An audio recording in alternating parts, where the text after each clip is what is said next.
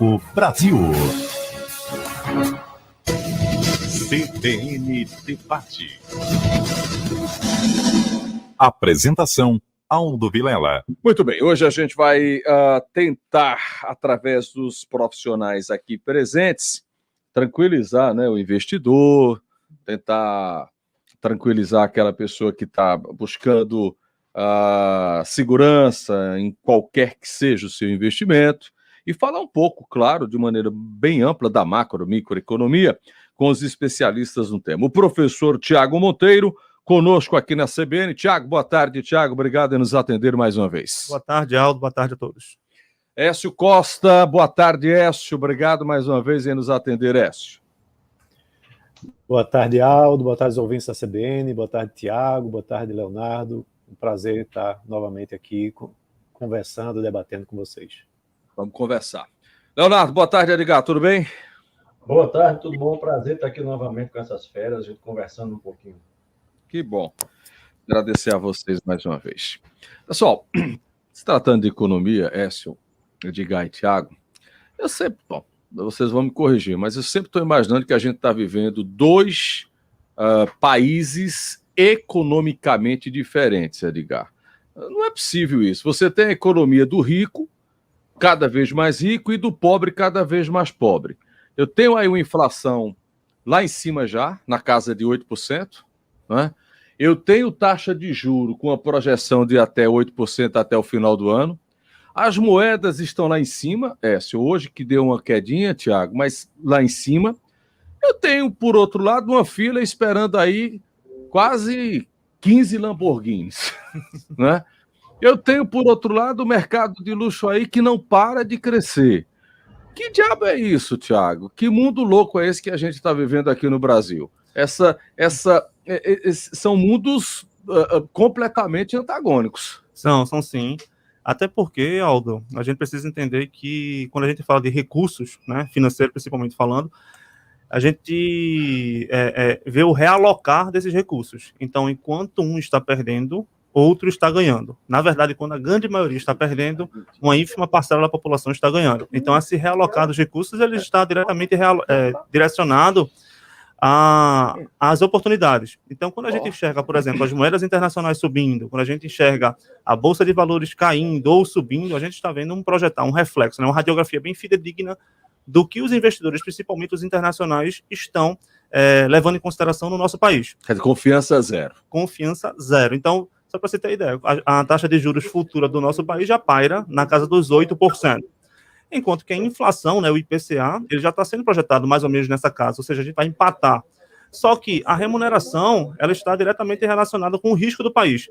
Se os investidores internacionais, eles não enxergarem que uma taxa de 7,5%, 8%, 8,5% está condizente com o risco do Brasil, com o risco do nosso país, a gente está falando de executivo, legislativo, judiciário, ou seja, crise fiscal, rumo das contas públicas, intempéries políticas, então eles retiram dinheiro do nosso país e colocam em investidores, inclusive investimentos menos rentáveis, mas, na sua percepção, mais seguro. Inclusive, Aldo, a gente tem rentabilidade negativa internacional, que, ou seja, você deixando o seu dinheiro, você perde, só que eles pagam pela segurança. No nosso país, além de ter a rentabilidade negativa, hoje a gente não tem segurança. Então, por isso que a gente tem toda essa intempérie no nosso mercado financeiro. Então, veja, Edgar, você tem um conjunto aí de coisas ruins, né? Eu tenho instabilidade na política, eu tenho a falta de confiança no país, né? Eu tenho um judiciário que agora entra na linha de frente e começa a brigar com o executivo, que briga com o legislativo, enfim... tudo está na contramão do que deveria ser um país minimamente organizado, Edgar? Aldo, a gente tem algumas coisas aí que são, né, conjunturais, né? Então a gente tem coisas que são desse... Vai falar no país, travou, Edgar.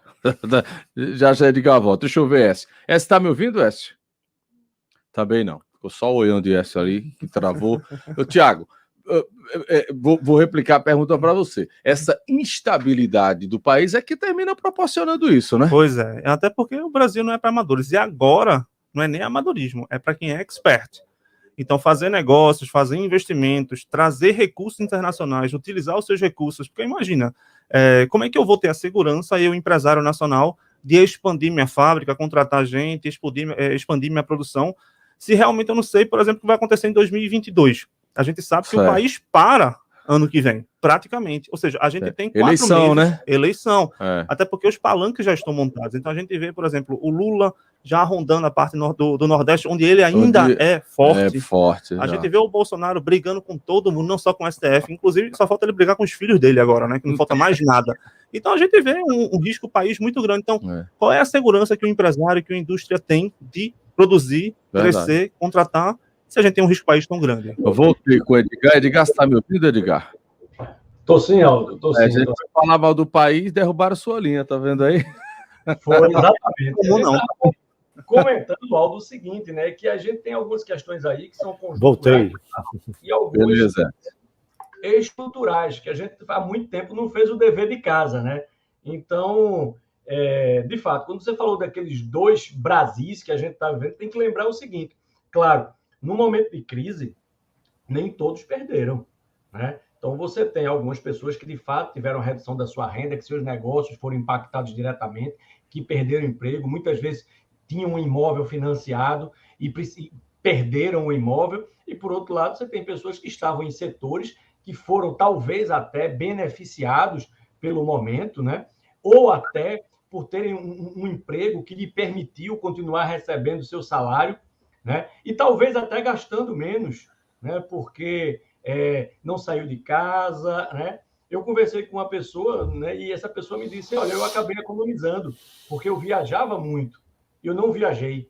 Então, e essas pessoas acabaram a gente tendo uma transferência, alguém que perdeu um imóvel, esse imóvel foi para as mãos de alguém que tinha condições de comprá-lo, alguém perdeu uma casa de praia, e esse imóvel, esse carro acabou mudando de mãos e acabou, claro, obviamente, caminhando em direção daqueles mais abonados. Quando a gente olha a questão, vamos dizer assim, saindo desse nível micro, indo para uma perspectiva mais ampla, a gente tem que lembrar, por exemplo, que a gente está passando uma crise hídrica que afeta o fornecimento de energia elétrica, que isso está acontecendo também no mundo todo, diga-se de passagem, porque os problemas climáticos a gente está vendo aí cheia, a gente está vendo seca, a gente está vendo queimada em vários países.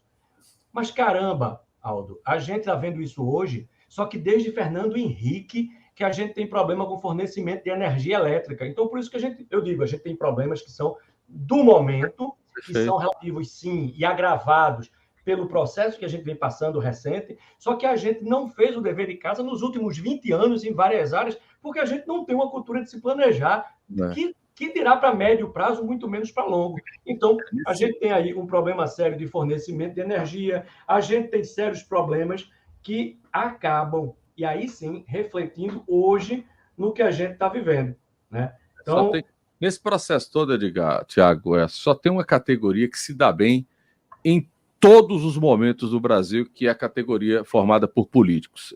Eles se dão bem, com crise, sem crise, né? Existe o universo deles, né? O mundo paralelo deles, Brasília é outro planeta, né? E essa categoria se dá bem em absolutamente tudo, seja do mais humilde vereador, né? ao presidente. Oécio, buscando o que o Tiago falou, que o Edgar Leonardo solta agora, vamos lá. A gente está com a gasolina praticamente beirando R$7, Écio. A Fernando Noronha está quase R$9 a gasolina. Você tem o aumento aí substancial dos combustíveis. A gente tem, Écio, praticamente 15 milhões de pessoas desempregadas no país. Esses 15 aí você pode triplicar, né? Bote aí para 35, 45 milhões de pessoas, porque pega uma família inteira. Como é que a gente pode ter, Écio, boa perspectiva no curto prazo aí, de 2 anos, de 3 anos aí? Porque ano que vem, esqueça, né? Bem, como caiu, não tive chance de comentar sobre o seu comentário, sua fala inicial, que eu achei muito importante de você ter aí 2 Brasis, né? Aquele Brasil dos ricos e o dos pobres, e a desigualdade tão grande que ao longo do tempo não tem sido resolvida. E a gente tem aí uma série de fatores que comprometem, né, que ajudam para que isso se permaneça desse jeito. Você tem uma dificuldade enorme para empreender e para trabalhar no país, né, isso é muito difícil, os custos para a mão de obra, que as pessoas acham que é uma defesa dos direitos sociais do trabalhador, na realidade fazem com que a taxa de desemprego fique ainda mais elevada, porque o custo é altíssimo. A mesma coisa para empreender. Né? Nos rankings que são feitos, o Brasil fica numa péssima colocação, tanto mundial, né, como aqui mesmo dentro do país, você tem regionalmente muita dificuldade e um custo muito elevado. E aí isso é combinado com os altos salários e privilégios, né, para os políticos que você mencionou e para a elite do funcionalismo público. Né? Você tem aí vários funcionários públicos que ganham muito acima do teto. Né? Como é que é uma coisa... foi criado um teto, mas esse teto não é respondido, né? Não é cumprido. Então isso corrobora muito essa questão da desigualdade, que é combinada com altos subsídios que são dados também para grandes empresas. As grandes empresas, elas conseguem altos subsídios específicos para cada setor, ou seja, é uma coxa de retalhos com políticas fiscais que são, ou tributárias, que são específicas para cada setor, daqueles setores mais privilegiados, né? E o pequeno termina não tendo esse benefício. E, para complementar, você tem aí uma priorização muito maior do ensino superior do que do ensino básico. Então, aquela camada base... Lembra aí, viu, Écio? Desculpa. Lembra aí que eu já pego o gancho de Edgar, que é problema estrutural. Nesse país nunca se valorizou o ensino técnico e aquela máxima do ensino superior, Thiago. Todo mundo tem que ter curso superior, e as escolas técnicas foram sacudidas, né? Então, assim, você precisa de medidas estruturais importantes, que a gente já discutiu várias vezes, reforma tributária, reforma administrativa, reorganização das prioridades na educação, né, com investimento na educação básica, redução de burocracias e melhoria do serviço público, para que você aí sim consiga reduzir essa desigualdade. Agora, falando do combustível, né, eu sou muito perguntado sobre isso, porque é uma situação realmente que a gente vê uma escalada de preços. Né? O Uber, por exemplo, está se tornando inviável para os motoristas, né, porque é um custo muito alto do combustível, junto com as taxas, inclusive, que o próprio Uber cobra, de 25%, né, é uma taxa elevadíssima. Mas aí você tem que ver também o contexto, que aí é mais um problema estrutural. Como a gente não tem uma reforma tributária, você tem aí uma carga tributária em cima do combustível de mais de 45%. Né? Então, ou seja, dos R$ 7,00 que você mencionou, R$ 3,50, arredondando, é de imposto que é pago. Aí, aliado a isso, você tem políticas do setor que, por exemplo, não permitem uma competitividade maior. Há uma obrigatoriedade para que você tenha frentistas fazendo o serviço, ou seja, o autosserviço, que poderia representar uma redução de custos, não existe aqui no Brasil. Enquanto que você vai na Europa, vai nos Estados Unidos, existe, né? Em outros países, não só nesses que eu mencionei, você tem isso como uma redução de custo também. Se você quer ter o serviço, vai ter posto cobrando mais caro para o frentista lá e te abastecer. Se você quer pagar mais barato, você vai em outro que tem autosserviço. Esse negócio aí vai terminar. Olha, desculpa. Termina como foi essa confusão aqui, Thiago e Edgar, de cobrador de ônibus, né? No mundo moderno, você não enxerga mais cobrador do ônibus, trocador. Aqui foi uma confusão com paralisação, com tudo, porque o país é tupiniquim. E ele vive ainda, acho que na primeira metade do século XIX, Thiago.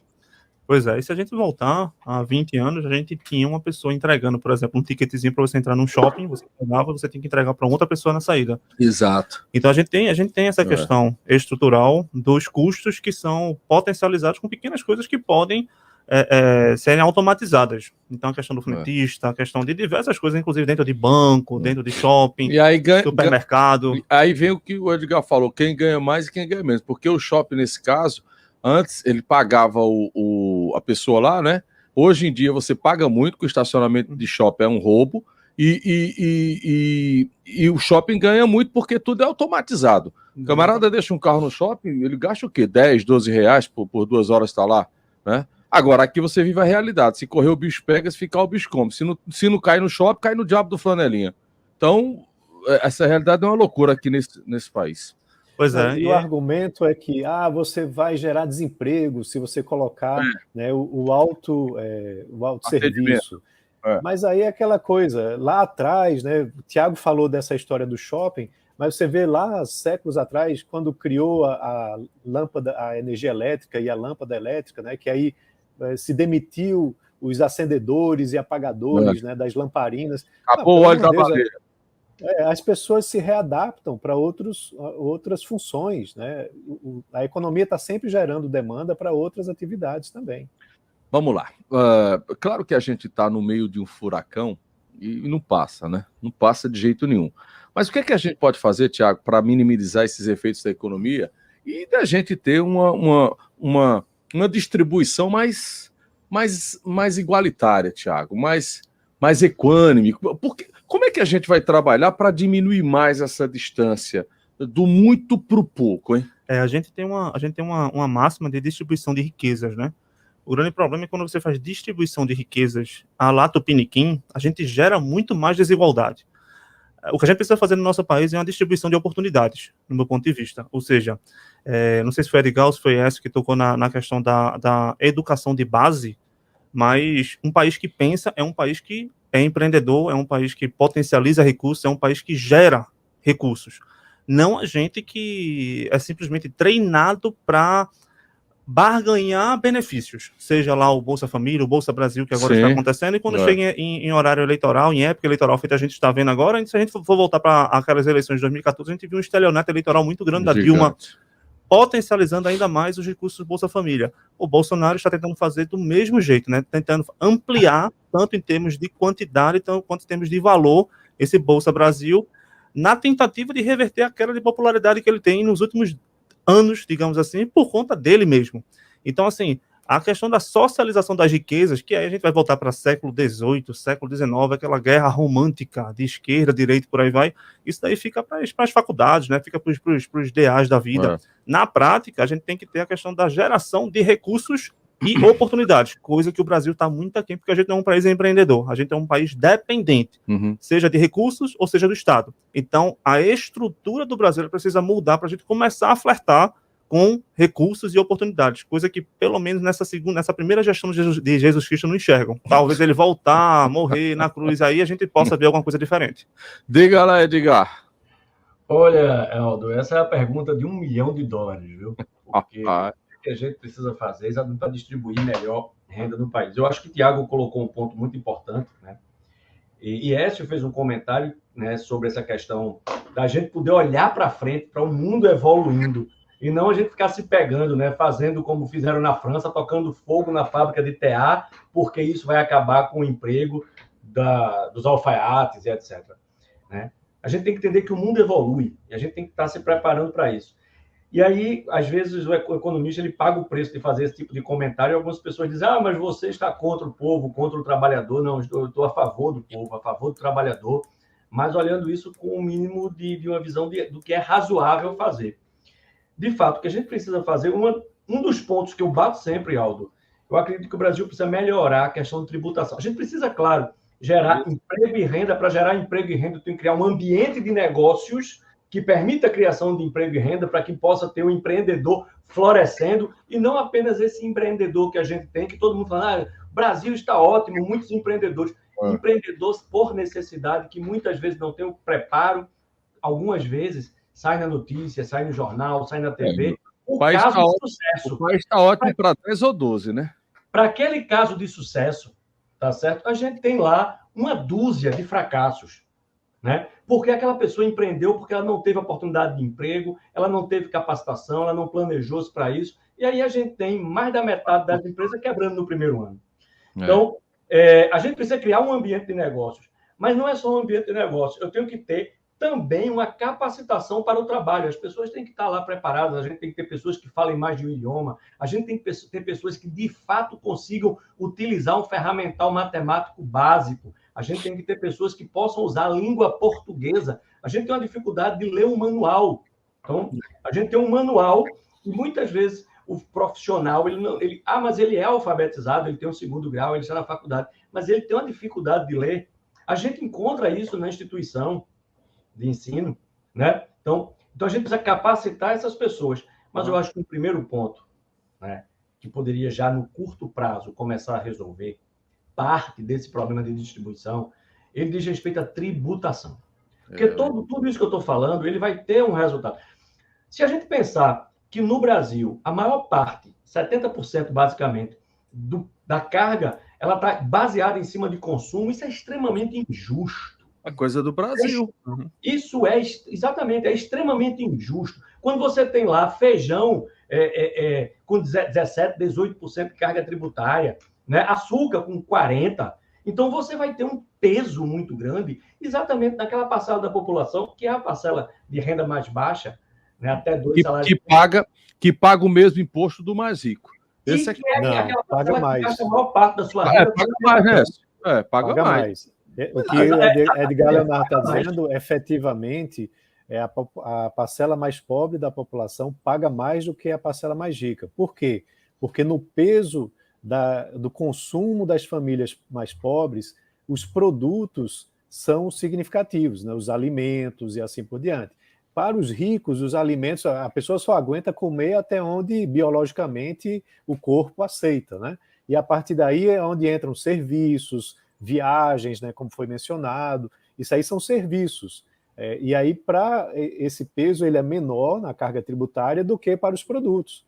Né? É o que eu estava falando, o combustível é 45%. Quando você vai ver diversos outros itens, produtos, a carga tributária, segundo a CNI, média, é na casa dos 50%. E os serviços, você tem 20% ou menos. E os ricos consomem mais serviços. Então, o sistema tributário que a gente tem, ele é altamente regressivo. Ele pega mais o pobre do que o rico. Pois aí volta... Só um detalhe, o imposto de renda, por exemplo. O imposto de renda da gente, ele, na minha opinião, ele tem poucas faixas. Ele poderia crescer em outras faixas. Porque alguém, tá certo, que ganha acima de R$5.000 e alguém... Existem salários muito acima disso, e eu não estou falando só de salário do setor público, não. Tá certo? Não, prepara. Criar novas escalas no imposto de renda. Veja, vamos lá. Você, Écio, Tiago, eu já estou com os cabelinhos branquinhos, os poucos que estão ficando. A gente já discute isso aí há anos. E, novamente, volta essa questão política, camarada. Não tem uma reforma tributária a contento. Não tem uma reforma administrativa, não tem uma reforma política que pode botar no eixo muita coisa. Existe ainda essa guerra fiscal dos estados. Então, veja, esse país ele foi feito para não dar certo. Ele foi feito para depender exclusivamente do Estado. Do Estado. A gente tem 93% da arrecadação para despesas obrigatórias. O limite do limite. Você vai investir o quê? Exatamente. Então, assim... Os amigos do rei se beneficiam, né? São os únicos que se beneficiam. Quem? Os amigos do rei. E os amigos... Pois é. Então, veja, a gente tem um mundo que se resume a 27 governadores, a 503 deputados federais, 81 senadores, 53 mil vereadores. Nós temos... por exemplo, Écio, Edgar e Tiago, as casas legislativas desse país gastam muito e consegue ter dinheiro. Em ano de crise que a gente está vivendo, a Câmara de Vereadores do Recife tinha em caixa, até o mês passado, 12 milhões de reais, meu amigo. Em caixa, para quê? Não, vamos fazer o quê? Vamos comprar celular. Eu tenho que fazer, vamos comprar celular para os vereadores. Quer dizer, isso a gente está tratando aqui de uma casa legislativa local, regional, né? Você imagina os desmandos. Você tem um congresso onde você tem, para esse ano, 2021, um orçamento de Senado na casa de 5 bilhões de reais. O Senado tem o quê? 81 senadores, aí cada senador tem direito a 74 assessores.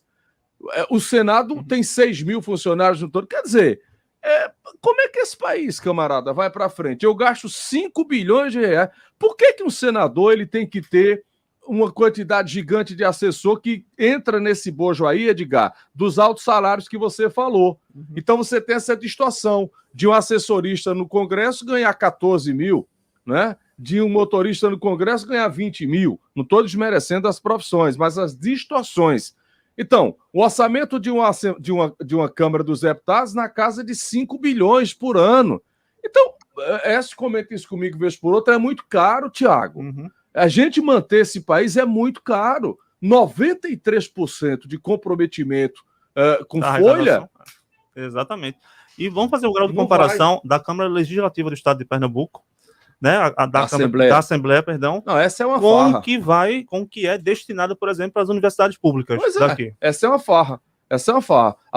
Para a gente ir para o intervalo. A Assembleia Legislativa tem esse ano o orçamento na casa de 600 milhões de reais. Aqui de Pernambuco. Você imaginar que você tem 600 milhões de reais para gastar com 49 deputados? Isso é um país esculhambado. Não vai para frente. Enquanto isso, o orçamento de universidade federal é na casa de 150, 170 milhões. Não dá para compreender isso. Intervalo? Vamos para o Repórter CBN, já a gente volta. Tiago Monteiro, Edgar Leonardo e S. Costa. CBN Debate. Setembro, nova programação da CBN Recife. Logo nas primeiras horas da manhã, o âncora Aldo Vilela comanda o CBN Recife, das 9 da manhã até o meio-dia. Mais política, mais economia, mais esportes, mais cultura, mais cidade. CBN Recife. Agora com Aldo Vilela, de segunda a sexta, das 9 da manhã ao meio-dia. Aqui na CBN Recife, a rádio que toca notícia.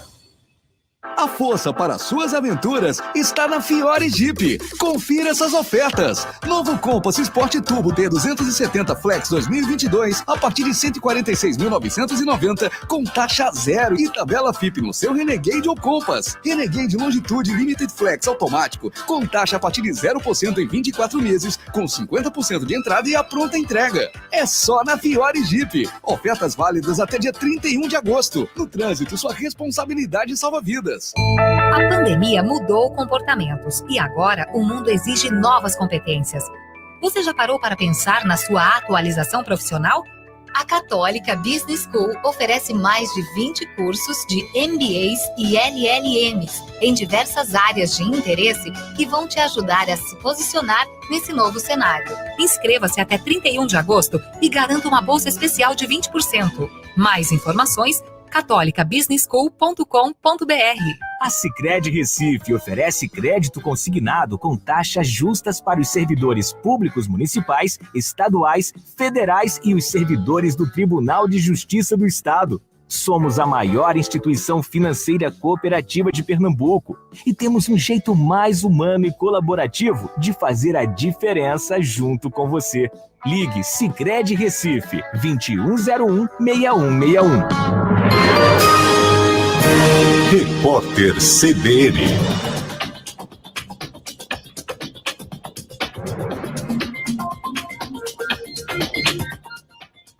Terça-feira, 24 de agosto de 2021. Vários artistas já se manifestaram sobre a morte do baterista dos Rolling Stones, Charlie Watts. O ex-Beatle Paul McCartney afirmou que é triste ouvir que o músico se foi. Ele comentou que Charlie era um cara amável e que sabia que o baterista estava doente, mas não sabia da gravidade. Já o ex-baterista dos Beatles, Ringo Starr, publicou uma foto em que aparece ao lado de Charlie Watts e escreveu que vai sentir falta do amigo. Segundo Elton John, o Stone era o homem mais estiloso e uma companhia brilhante, além de ser um baterista perfeito. Ele também publicou uma foto antiga com Charlie Watts para prestar condolência aos Rolling Stones. O fundador e líder dos Beach Boys, Brian Wilson, escreveu numa rede social que ficou em choque com a notícia e destacou a habilidade de Charlie com o instrumento. Paul Stanley, do Kiss, comentou que o baterista era a base dos Rolling Stones. O presidente Jair Bolsonaro recebeu hoje no Palácio do Planalto o presidente de Guiné-Bissau, Umaro Sissoko Emboló. Ele foi recepcionado numa cerimônia de aproximadamente meia hora e almoçou no Ministério das Relações Exteriores. Segundo Bolsonaro, houve uma conversa rápida sobre agricultura, saúde e defesa. O presidente de Guiné-Bissau, chamado de Bolsonaro da África, convidou o brasileiro a fazer uma visita à Guiné-Bissau. Subiu para 19 o número de pessoas mortas num surto de coronavírus dentro de um hospital em Porto Alegre. A vítima mais recente é uma idosa de 93 anos de idade. Desde que o primeiro caso foi identificado na primeira semana desse mês, a unidade de saúde suspendeu os exames laboratoriais e as cirurgias eletivas. O surto no Hospital Conceição já infectou mais de 150 pessoas. No horário de Brasília, 3h34. Repórter CBN. As principais notícias do dia a cada meia hora.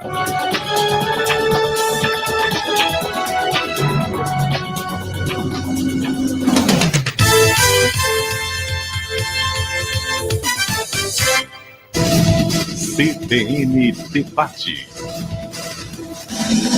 Apresentação: Aldo Vilela. Seguimos pela CBN. Hoje conosco os economistas Edgar Leonardo, Écio Costa, professor de economia Tiago Monteiro. Vamos lá. Claro que no primeiro bloco aí a gente repassou, não é questão negativa, mas é o recorte do real, não é, Edgar, Tiago e Écio? É o que está acontecendo no país. Vamos lá. Quem está ouvindo a gente agora, que tem, Tiago, Edgar, Écio, o seu dinheirinho guardado, são poucas as pessoas, né, que agora estão conseguindo ter alguma coisa em reserva. O que deve fazer, Tiago? É poupança? É bolsa? Algum outro tipo de aplicação? É título? O que fazer com pouco dinheiro? Quem está aí com o dinheiro guardado, esperando sua hora de comprar o remédio contra a Covid? O que deve fazer, Tiago? Olha, primeiro é entender o seu perfil, né? Parece um clichê falar sobre isso, mas é de primordial importância, porque se você tiver um perfil um pouco mais conservador e você for para a Bolsa de Valores, você vai ver seu dinheiro oscilar para cima ou para baixo, e dependendo do... O cara infarta o tempo todo. Então, ele pode sair com a ponte de safena em 2 dias, né? Então, assim, dependendo do Twitter do Bolsonaro, a gente pode perder 2%, 2,5% em um dia. E, ao mesmo tempo, não vou colocar meu dinheiro na poupança, porque pelo menos eu tenho a segurança, realmente, só que a tua rentabilidade é negativa, ou seja, o teu dinheiro ele não vai recuar, mas o poder de compra daquele dinheiro lá que vai ser rendido, né, que vai render... Nem perde, nem ganha. Dependendo, pode perder o poder de compra, como a gente vinha perdendo. A inflação, 5,5%, a taxa de juros a 2%, a gente tem uma taxa de referência zero, ou seja, a gente tem 70% da Selic com taxa de referência zero, ou seja, a tua rentabilidade é negativa baseada na inflação. Ao mesmo passo, existem títulos que são mais conservadores, mas mais rentáveis que a própria poupança, CDB, um LCI, dependendo. E se você quiser se aventurar no mercado, bolsa de valores, existem títulos que são mais previsíveis e tem uma oscilação um pouco menor, né? Fundos imobiliários, que você tem uma rentabilidade. Os caras entrar agora numa bolsa comprando ação da Pfizer, da AstraZeneca. Agora pode ser um bom momento, mas um momento espetacular é quando você especulava qual seria a melhor vacina, né? A Pfizer, a AstraZeneca, no final de 2019, começo de 2020, quando estava todo mundo apostando, inclusive o próprio Bill Gates, né, apostava muito com relação a isso. Mas, em termos de investimento, Aldo, vai depender muito da formação da carteira. Eu, particularmente, gosto muito de metal. Então, se ouro, prata, de uma forma geral. Se o ouvinte que quiser entender o que eu estou falando, é só colocar no Google o gráfico do ouro nos últimos 5 anos para ver o crescimento disso aqui. Do mesmo jeito que o Bitcoin, se colocar nos últimos 5 anos também, vai bombar. Depende muito. Agora, veja, Edgar, essa coisa que o Tiago falou aí do investimento na Bolsa, você tem o quê? Se você for percentualizar, acho que não dá 3% da população brasileira que investe no mercado, né, Edgar? Acho que não dá isso não, né, Écio? Eu tenho minhas dúvidas exatamente do percentual, mas tem crescido bastante, principalmente mulheres, viu, aí, principalmente no último ano, viu? Écio, tens aí, mais ou menos, qual o percentual dos brasileiros? 4% mais ou menos a média, né? Oi, Écio. Oi. Então, uma coisa importante que eu queria acrescentar é que o Tiago mencionou as várias modalidades de investimentos e tem que entender o investidor, ele até para não ter esses problemas de ponte safena e de surtos, né, AVCs por conta de variações na bolsa, ele ou ela tem que primeiro fazer a sua reserva de emergência, né? Ele não pode sair pegando, investindo 100% da sua carteira, do seu portfólio, em ações, né? Isso é loucura, ninguém faz isso, eu não faço isso. Eu tenho meu fundo de emergência, que aí a regra, geralmente, você pega aí 6 meses do seu salário, ou 6 meses das suas despesas, né, o que você conseguir organizar melhor como informação, e aí fazer esse fundo de emergência num investimento de renda fixa que não tem risco e que você pode fazer um resgate imediato. Porque você está lá, bateu com o carro, ou, sei lá, uma doença apareceu para você comprar um remédio caro, e você está com o dinheiro aplicado lá na Bolsa, que está variando, no momento, inclusive, pode ser um dia que teve uma declaração negativa de Bolsonaro, como o Tiago mencionou, né? Isso pode fazer com que a Bolsa tenha caído naquele dia. Se você for vender, você vai ter prejuízo. Na renda fixa, você está lá, claro, não remunera. Hoje em dia, a maior parte dos produtos não remunera sequer a inflação, né? Mas pelo menos te dá uma estabilidade para que você, nos momentos de emergência, esteja preparado.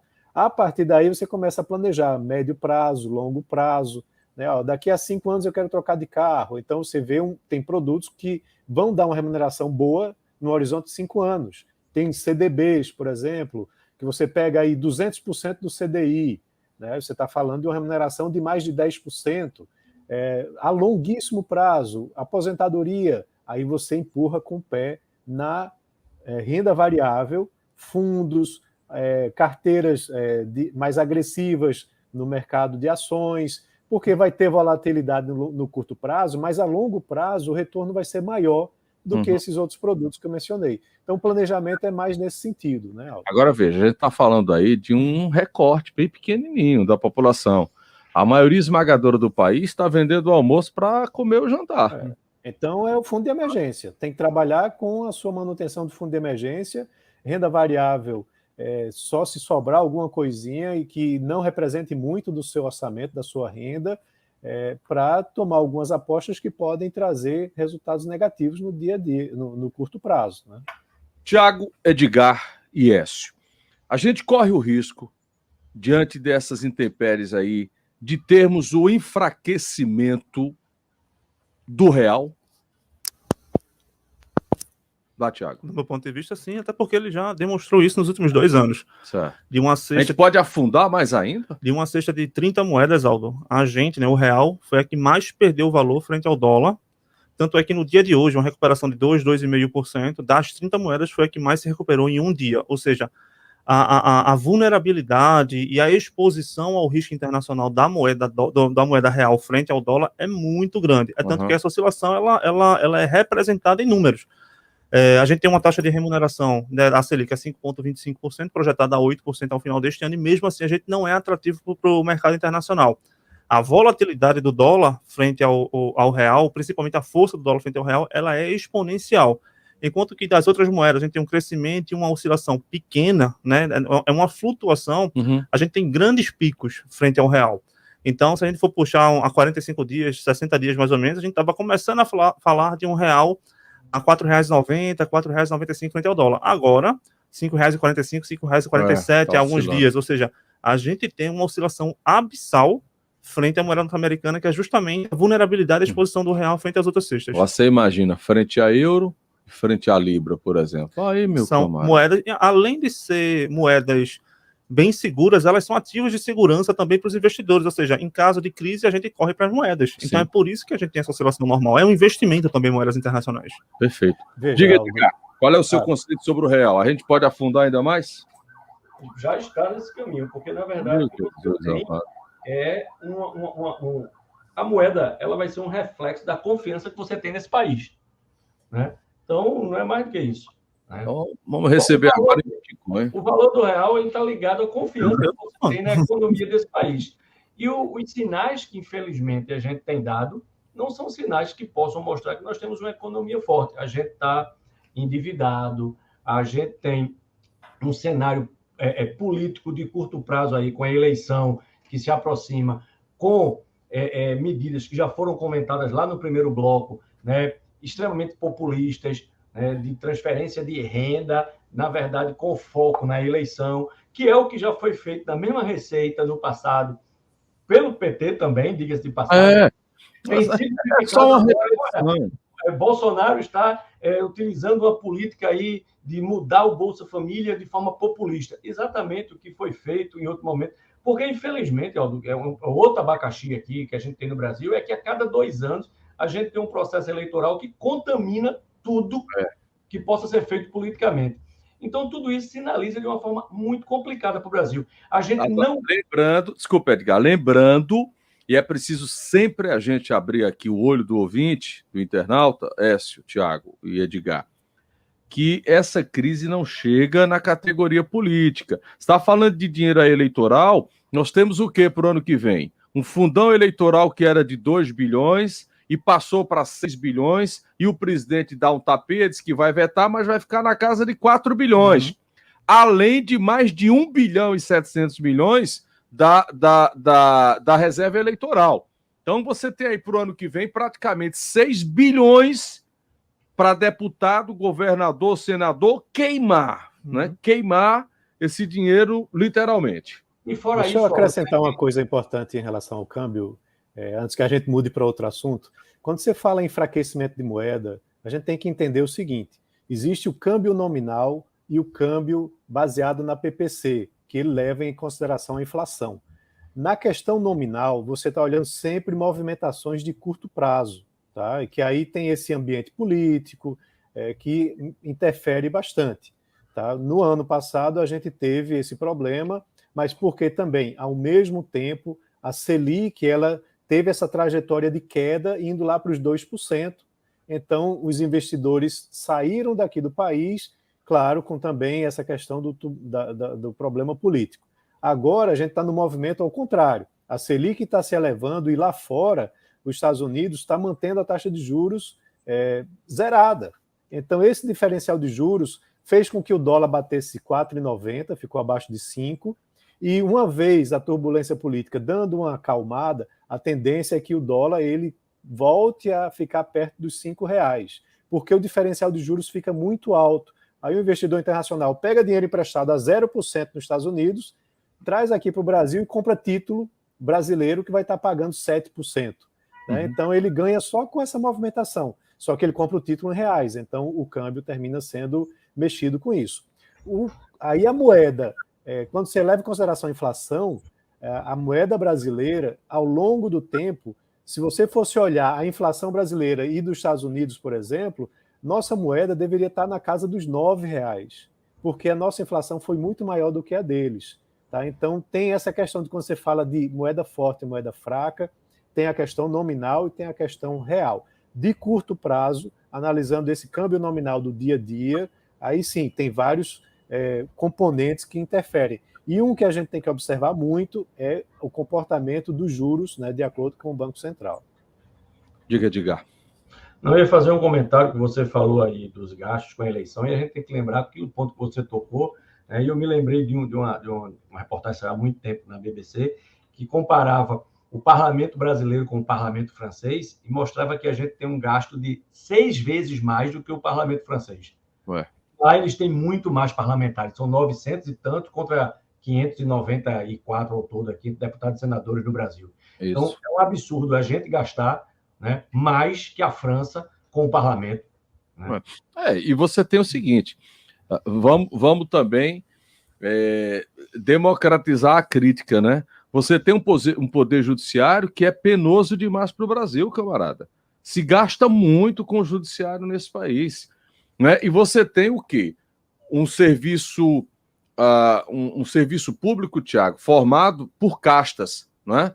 Porque o serviço público é de castas, né? O juiz ganha bem, o desembargador ganha bem, mas o servidor público que está lá fazendo o serviço, esse é apenado, porque ele ganha mal. Então você tem distorções assim abissais. Se for no judiciário, ganha bem também, viu? Oi? Como é que o judiciário ganha bem também. Depende, viu, Écio? Depende. Tem salário no judiciário que é uma vergonha, mas, em linhas gerais, o salário é melhor, de fato.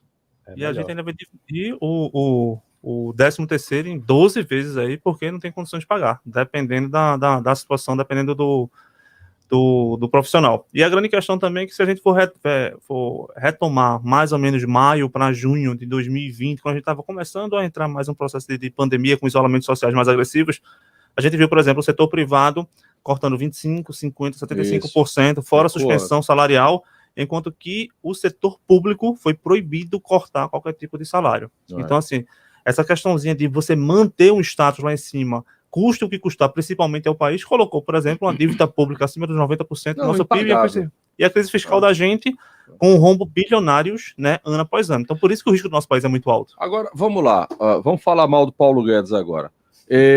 Paulo Guedes, o ministro da Economia, não está colocando nada em prática, Écio? Não vai privatizar, diz que ia privatizar, não está privatizando nada.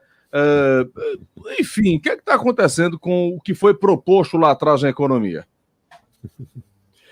Bem, tem que combinar com os russos, né? Esse é o problema. Tem que combinar com o Bolsonaro, tem que combinar com o Congresso, tem que combinar com a opinião pública. Ele já conseguiu avanços importantes, né? Aí você olha para trás, a reforma da Previdência, não, mas começou em Temer, mas foi executado no primeiro ano do governo. Né? Você tem lei da liberdade econômica, tem avanços importantes. Agora, do ano passado para cá, com a pandemia, mudou tudo. O próprio Congresso disse, nós não vamos discutir reforma tributária nem administrativa, a prioridade é a pandemia. Lembra disso? Não né? Pois é. Então, a questão ficou para esse ano. Aí, esse ano já virou ano de eleição. A gente sabe que na gestão pública, o primeiro ano, ou os primeiros 2 anos, são os anos decisivos para você fazer reformas que doem. Né? A popularidade, geralmente, do governante está nas alturas, e aí você consegue implantar políticas ou mudanças que são importantes, que vão mexer com grupos de interesse. Depois, o político, em geral, no nosso sistema brasileiro, ele quer se reeleger. Então, nos últimos 2 anos, e no último ano, então, ele não quer saber de reforma nenhuma. Né? E aí, a mesma coisa, a reboque vai o Congresso, né, que também não quer saber de reforma alguma, porque ele está querendo se reeleger. Né? Aí a situação muda. Né? Então, por isso que eu disse, tem que combinar com os russos. Né? Um outro ditado, uma andorinha só não faz verão. Aí você vai dizer, é tudo culpa do Paulo Guedes. O Paulo Guedes só não faz verão, né? Pois é. Diga, o que é que se espera aí do nosso Ministério da Economia? Você resumiu muito bem, né? Você, em primeiro lugar, diga-se de passagem que algumas coisas propostas, né, pelo famoso posto Ipiranga do presidente, de fato, a gente sabe que não combinavam com as ideias que a gente, né, tem do político Jair Bolsonaro. Então, essa questão de privatizações, etc., não fazia parte do vocabulário dele até ele se encaminhar para a presidência, de fato. Então, isso já cria uma dificuldade, muito embora ele sempre colocasse Paulo Guedes como a pessoa que conhecia de economia, né? Mas aí você também não consegue fazer nada só. Então, e aí a gente tem que lembrar o seguinte, a gente pegou uma economia, que eu sempre coloco, a gente pegou uma economia que vinha de 2014, 15, 16, então a gente pegou... O desemprego chegou a 15%, o desemprego bateu 12,7% sem pandemia, sem Covid. PIB caiu 3,5% sem pandemia, sem Covid. Então, você observar outras economias que vinham em uma situação, se não completamente favorável, mas não vinha de um enfrentamento como a gente vinha, de uma crise criada, diga-se de passagem, do ponto de vista interno, e aí a gente veio e pegou pela proa uma pandemia mundial, choque de oferta, choque de demanda, bloqueio de viagem, transporte de insumo, de mercadoria. Ninguém está lembrando de um ponto. Gasolina baixou de preço em abril, maio do ano passado, porque ninguém estava circulando. Todo estava parado. A OPEP se reuniu e reduziu a oferta mundial de petróleo. Então, fora todos os pontos que a gente falou aqui, que estão influenciando o preço do petróleo, a OPEP reduziu a produção de petróleo. Se a OPEP reduziu a produção de petróleo, hoje a gente está produzindo 10% a menos do que a gente produziu em 2019.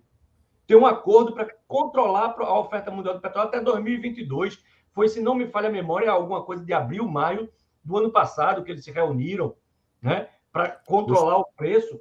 Então, você está dizendo aqui que foi agosto. Você pega, agosto não foi? Você pega pela proa, tá certo? Uma pandemia, e aí fica muito difícil, porque aí, meu amigo, você, em ano que a eleição foi antecipada, já faz tempo, né? A eleição foi antecipada. Lembre que ano passado, em plena pandemia, nós tivemos um processo que catapultou ainda mais a pandemia, que foi a eleição. As pessoas estão esquecidas, Thiago, mas foi a eleição que terminou sacudindo mais areia aí nesse ventilador, né? Com certeza. E aí você, quando junta tudo isso, você vai conseguir passar no Congresso medidas que vão mexer com certos setores. A gente está falando que reforma tributária. Mas para ter uma reforma tributária é importante uma reforma administrativa, né? E aí, falar em reforma administrativa num cenário desse, contaminar com a eleição, então é quase possível.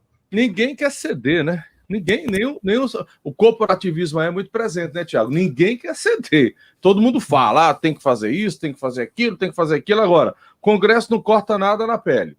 Você não vê senador nem deputado querer reduzir o excesso de benesses. Ninguém quer perder nada. E aí, como é que você vai ajustar contas nesse Brasil? Ao final, só quem perde é a população trabalhadora. Essa está condenada à desgraça, está condenada aqui no país. E a gente montou um Estado para ser 100% dependente dele.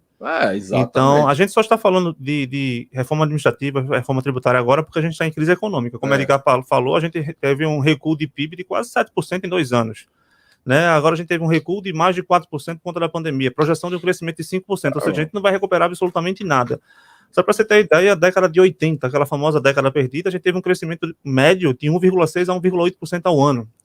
Agora, década passada, a gente vai ficar com saudades, na verdade, dessa década perdida, ou seja, a gente acabou por quebrar tudo, absolutamente tudo nos últimos anos. É tanto que a gente era superavitário em termos de fiscal.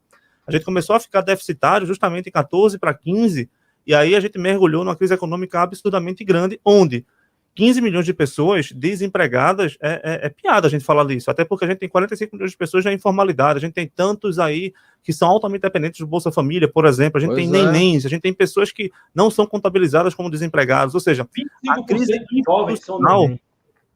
Como é, Edgar? 1/4% de todos os jovens são nem trabalham e nem estudam. E ainda cabe outro nem aí também, né? No meio. E só fica no videogame, né? Exatamente. Então, assim, a gente tem um país que ele é estruturalmente fragilizado. E sem falar que a gente tem uma baixa complexidade de mão de obra. Ou seja, o trabalhador brasileiro é uma ínfima parcela da população que consegue fazer trabalhos complexos, que são justamente esses que têm altos salários. A maioria esmagadora do nosso país ganha menos da metade de um salário mínimo. Ou seja, a gente é um país pobre e altamente dependente justamente de benefícios, que foi justamente o que o PT fez e o que o Bolsonaro está fazendo em véspera da eleição. Em cima da miséria, né? Agora, você quer ver tudo isso acabar, camarada? Libera estádio de futebol, que aí a galera vai para o estádio de futebol. E carnaval também. Libere carnaval, que aí ninguém quer saber de nada. Né? Esse talvez seja o maior problema também, né? Nós não temos uma população consciente de cobrar, né? Consciente de lutar pelos direitos e de melhorar. Infelizmente, é um ciclo, né? E se repete sempre, Nécio. Veja, essa é a minha dificuldade no meu dia a dia, inclusive, para estar comentando economia, né?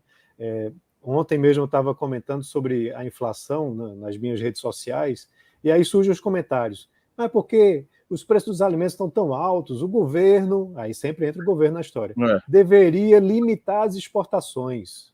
Deveria fazer com que a produção fosse vendida domesticamente para os preços não subirem. Aí você já olha assim, esse não é o caminho da coisa. Veja a Argentina fez exatamente isso. E aí o que aconteceu? Os produtos sumiram das prateleiras, né? Os produtores fizeram protesto, pararam de produzir. Não funciona assim, né? Porque sempre Pois é, e a inflação aumentou mais ainda. Então, a questão é que sempre se espera que o Estado resolva tudo, porque a nossa tradição histórica sempre foi nesse sentido. Quando, na realidade, a solução é reduzindo o tamanho do Estado e abrindo o mercado. Vou repetir o mantra. Entra ano, sai ano, a gente vai ficar velhinho aqui, os quatro, e não tem diabo de reforma tributária, não tem gota serena de reforma administrativa, não tem bexiga lixa de reforma política. É uma pena isso, né? E a gente se desgasta muito com isso, sabe, Tiago? Infelizmente, Edgar e a gente se desgasta muito porque é tão fácil isso, né? Nós temos um país onde a gente poderia aí, ser um país de ponta. Mas, infelizmente, nós temos os piores políticos do mundo. Tiago, obrigado pela atenção. Até o próximo encontro. Até o próximo encontro. Um abraço a todos. Edgar, até o próximo encontro. Edgar, obrigado. Obrigado, pessoal. Écio, até já. Era isso que eu ia dizer. Um abraço a todos e até daqui a pouco. Até já.